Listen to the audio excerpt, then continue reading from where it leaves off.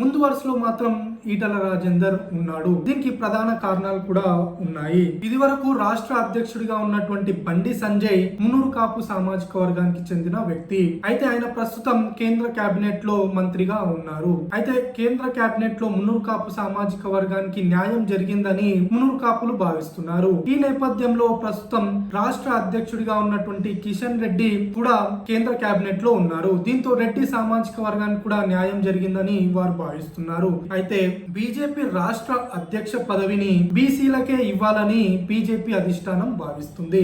మొన్న జరిగినటువంటి అసెంబ్లీ ఎన్నికల్లో బీసీని ముఖ్యమంత్రి చేస్తామని కూడా బీజేపీ ప్రకటించింది. ఈ నేపథ్యంలో ఇప్పటికే మున్నూరు కాపు సామాజిక వర్గానికి చెందినటువంటి బండి సంజయ్ కు కేంద్ర కేబినెట్ లో అవకాశం కల్పించిన నేపథ్యంలో ఇక ముదిరాజ్ సామాజిక వర్గానికి చెందినటువంటి ఈటల రాజేందర్ ను రాష్ట్ర అధ్యక్షుడిగా నియమించాలని బీజేపీ అధిష్టానం భావిస్తున్నట్లు తెలుస్తుంది.